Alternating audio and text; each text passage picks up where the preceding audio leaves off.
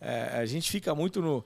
qual é o modelo certo novo? Qual é o modelo certo novo? O modelo certo e errado não existe, né? O que existe é o que funciona para você, desde que você aprenda que você tem que evoluir realmente. Se você ficar estagnado, a gente estava falando muito... eu estou fazendo agora um novo ciclo de aprendizado sobre anti-inércia, né? Você não ficar parado, você ficar ali, sabe? Eu já sei isso, a gente sempre fez assim, né? Isso é muito perigoso para tudo companhia, não só para empreendedor também. Sim, porque isso te amarra, né? Eu repito muitas vezes aqui, cara, eu super concordo com essa abordagem de que, cara, eu prefiro muitas discussões menores do que uma big discussão. A certeza não existe, a gente tem que aceitar isso. Sim. Assim, a gente não tem certeza. Então é mais fácil você conseguir se dar pequenos passos, né? E esse ciclo, né? Esse método iterativo de você ir fazendo novas interações e amadurecendo a cada nova interação, né? O grande desafio que eu tive na prática, né, para quem está tentando buscar isso, é que a nossa sociedade ela molda as pessoas para acertar, não para errar. E aí as pessoas elas entram na empresa com medo de errar. É verdade. Medo de perguntar. Medo de perguntar. Medo de não saber. Medo de não saber. Medo de estar descolado, né? Tô fora do contexto. E aí, quando a gente fala que é melhor decisões rápidas do que decisão certa, percebe que isso está por trás de uma cultura de erro. Então, como funciona na prática lá para que a gente consiga desenvolver coisas novas? Eu incentivo as pessoas a errarem. Se elas não estiverem errando, elas não estão fazendo nada diferente. Se elas não estão fazendo nada diferente, cara, como que a gente vai evoluir? Elas não estão evoluindo, né? Elas não estão evoluindo. Cara, eu tenho dois aspectos interessantes aí. Primeiro, tem um livro chamado Team Topology, não sei se vocês já tiveram a oportunidade de ter contato. Ele depõe muito sobre isso. Ele fala muito sobre a topologia de um time de engenharia, né? Um time de tecnologia, para dar sustentação para o crescimento, né? Porque no final, a dinâmica do crescimento separa os homens dos meninos quando você precisa padronizar, quando você começa a ter legado, né? Que é o tempo 2, né? Você fez algo hoje, amanhã é legado. Né? Então você precisa evoluir aquilo, e a partir do momento que aquele negócio vira a sua vaca leiteira, você precisa tratar com carinho, porque aquilo ali é o que gera dinheiro, né? E bom, você precisa continuar evoluindo.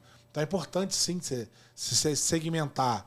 E aí eu acho que tem um recado importante, que é o seguinte, que eu acho que tem uma trava. Não sei se vocês concordam com isso, mas existe uma trava na cabeça das pessoas. Quando a gente fala de errar, o cara pensa que, puta, chegar lá eu posso fazer qualquer merda que os caras vão aceitar. Não é sobre isso, né? É sobre, cara, você ter realmente a liberdade para tentar coisas e essas coisas não darem certo. Tava até falando disso no último episódio. A gente eu vi um relato de um palestrante. E ele tava dizendo que depois de 15 anos, ele saiu de uma dinâmica em que ele conseguiu entregar tudo o que ele planejava. Sabe? O cara saiu dali satisfeito. Entreguei tudo. Ou seja, ele levou 15 anos para fazer aquilo. Se ele não tivesse feito várias vezes ao longo dos 15 anos, ele não teria produzido repertório. E aí ele traz um exemplo legal, que é o exemplo da turma de fotografia. Pegou os melhores da turma e separou em 2 grupos. E deu 2 objetivos. Pro grupo 1, com o mesmo tempo, produzir a melhor foto possível. Pro outro grupo, produzir o maior número de fotos. E aonde vocês imaginam que estava a melhor foto? No maior número de fotos. Porque os caras se permitiram usar iluminação diferente, formatos diferentes, abordagens diferentes, ângulos diferentes. Enquanto o outro ficou tão amarrado na perfeição que no fim... Trava. Então, assim, essa coisa do errar é prático mesmo. É sobre praticar. É sobre produzir repertório, né? O legal que você está dizendo é o seguinte, porque hoje a gente vive, né? Igual, de novo, a transição, né, do antigo para o novo, né? O que as empresas de tecnologia estão ensinando para o mercado tradicional é o seguinte: o método Sprint, Scrum, o Agile, Kanban, enfim, está ensinando que é possível criar processos mais curtos, mais simples. O simples é o novo moderno, é o novo simples, é o novo... É o chique, né? O ágil, né? Então, é por aí que a gente tem que... sofisticado. É o sofisticado. O simples é sofisticado. Ao mesmo tempo, o tradicional, aquela coisa do controle e tal, também é importante. Então, acho que essa transição, os 2 mundos se encontrando, é o que vai fazer que as empresas consigam inovar, crescer de forma sustentável, não quebrar igual, enfim, aquele vale das empresas mortas que a gente fala, né? Eu tenho uma outra coisa interessante que você comentou sobre legado, né? Acho que isso é legal compartilhar, né? Porque não é errar fazer qualquer coisa. A gente tem que ter responsabilidade com os erros também, sem né? dúvida. E aí Produzir repertório, eu diria. E aí, cara, tem um negócio muito interessante, né? Que eu tava falando, não, testa produto e tal. Só que eu lembro que um dos meus sócios, né? O Caio, um dos sócios da MLabs, ele, que é um dos fundadores da MLabs, né?